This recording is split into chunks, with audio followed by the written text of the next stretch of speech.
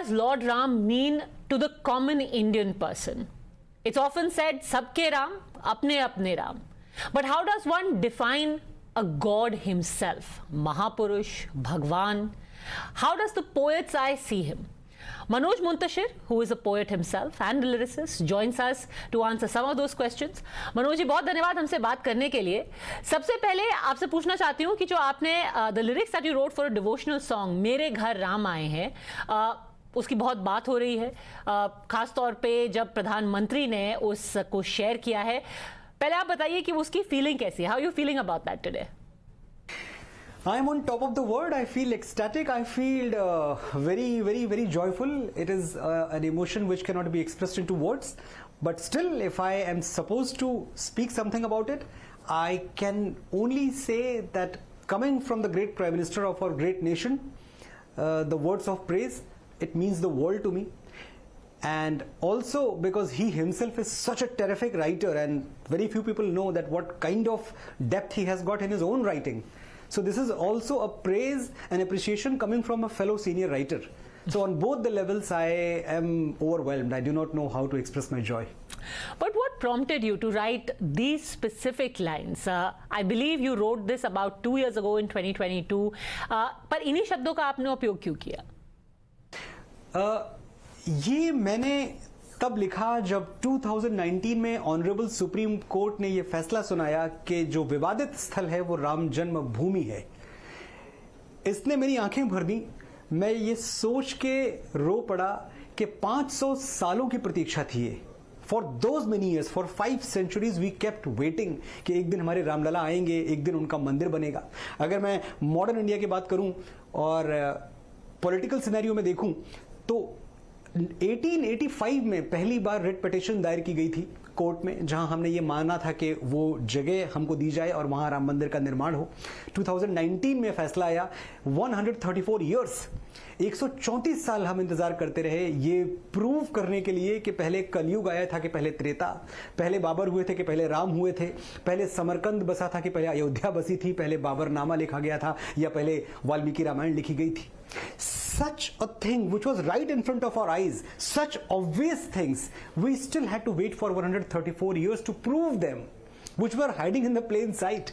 तो जब ये होता है और जब मैं ये सोचता हूं कि हमने क्या क्या खो दिया, 70 generations, not 1 or 2, mind you, 70 पीढ़ियां हमारी, उनकी आंखें बुझ गई.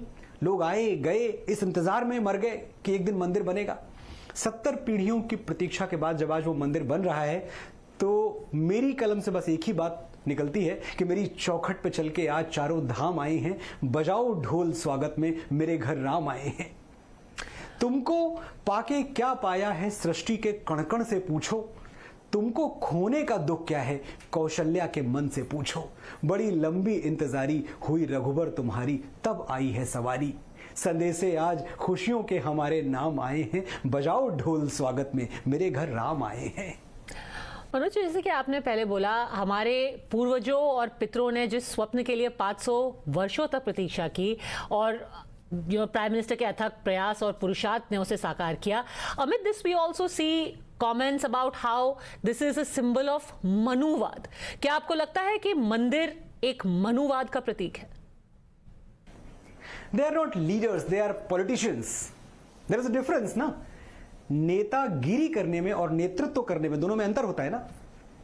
So they are not leaders. First of all, I am of a very staunch opinion that please let's not call them leaders. They are just politicians and they are trying to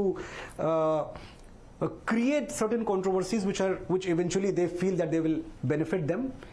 लेकिन जब ये राम के ऊपर, श्री राम के ऊपर मनुवाद का आरोप लगाते हैं या ये कहते हैं कि मनुवाद की वापसी हो रही है, तो मैं सोचता हूं क्या इन्होंने रामचरितमानस के या वाल्मीकि रामायण के वो पन्ने नहीं पढ़े जहां शबरी के जूठे बेर भगवान श्री राम खाते हैं, जहां निषाद राज को मित्र मान के भगवान श्री राम गले लगाते हैं, जहां केवट की नौका पे चढ़ते हैं, केवट से रिक्वेस्ट करते हैं, विनती करते हैं भगवान श्री राम, जो जटायु का अंतिम संस्कार अपने पिता की तरह करते हैं, जो भालुओं, वानरों और वनवासियों की सेना लेकर रावण से लड़ते हैं.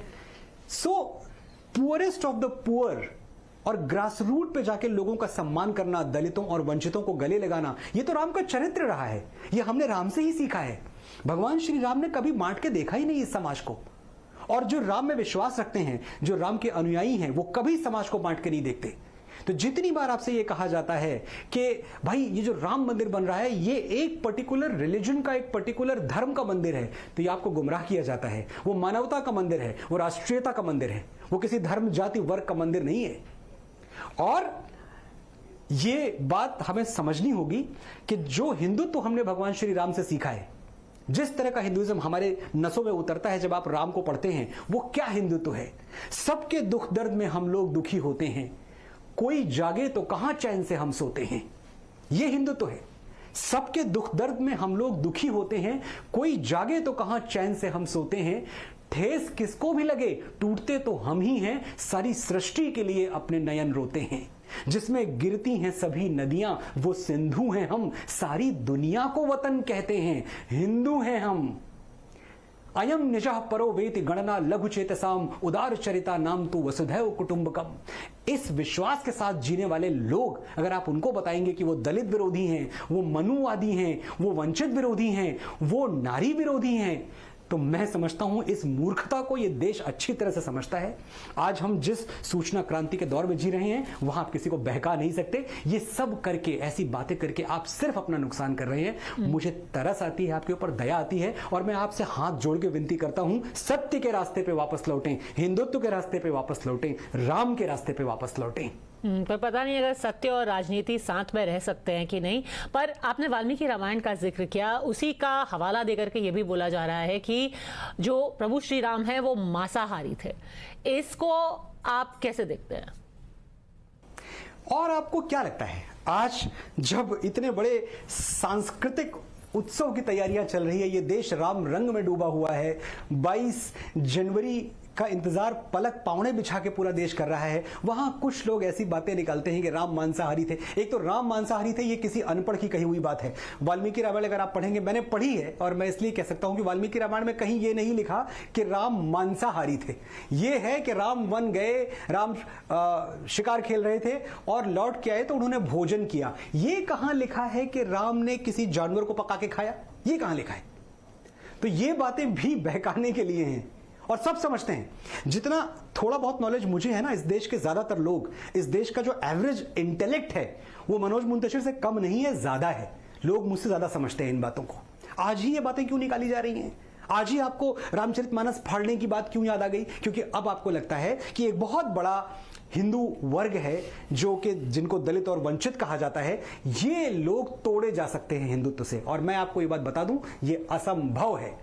क्योंकि इस देश में जब राम मंदिर बनता है तो वो राम मंदिर कहीं ना कहीं वो निषाद राज के व्यक्तित्व को, वो शबरी के व्यक्तित्व को, वो सीता के व्यक्तित्व को, वो अहिल्या के व्यक्तित्व को सम्मानित करता है। और उस राम मंदिर निर्माण के साथ ये सारे षड्यंत्र कि राम स्त्री विरोधी थे, राम दलित विरोधी थे, वंचित विरोधी थे, ये सब खंडित हो जाते हैं। कुछ नहीं बचता है। अब सिर्फ एक बात रह जाती है कि राम हर किसी से स्नेह करते थे, राम समावेशी थे, राम समाज के हर तबके को, हर इकाई को साथ लेके चलते थे। और अगर हमें राम से कुछ सीखना है तो यही एक चीज सीखनी है कि राम किसी एक के नहीं है, राम सबके हैं और सब राम के हैं। और ये बाकी लोग जो हमें तोड़ने की कोशिश कर रहे हैं, इनके बारे में आप याद रखिएगा, जो राम का नहीं है वो किसी काम का नहीं है। मनोज जी, आपको लगता है कि जो ये पूरा एक कॉन्सेक्रेशन सेरेमनी होगी, इसका एक जो सिविलाइजेशनल एसेंस है इंडिया का, उसका एक दोबारा रिवाइवल होगा, and more importantly with the younger people of our country? क्योंकि ज़्यादातर जो लोग हैं जो कि 18 से 25 साल की उम्र के हैं, वो इतना शायद टेम्पल को लेकर के रेजोनेट नहीं करते हैं। उनमें कहीं एक कॉर्ड टच करेगा? 100%. This date, this particular date in question, 22nd of January 2024, should be celebrated with the same grandeur as we celebrate 15th of August 1947. It is the same thing. जैसे हम 26 जनवरी मनाते हैं। मैं ये हमेशा कहता हूं कि थोड़ी देर हो गई। 15 अगस्त 1947 को जब देश आजाद हुआ था तब हमारी संस्कृति भी आजाद हो जानी चाहिए थी उसी दिन, लेकिन टाइम लग गया, 75 साल लग गए हमको। लेकिन ठीक है, देर आए दुरुस्त आए, यही समय है, सही समय है। ये जो कल्चरल रेनेसां हुआ है, ये हमारे देश की आजादी को कंप्लीट करता है। जो थोड़ी बहुत कमियां रह गई थी हमारे आजाद होने में, वो अब पूरी हो गई। अब हम पूर्णतः स्वतंत्र हैं। We are 100% free now.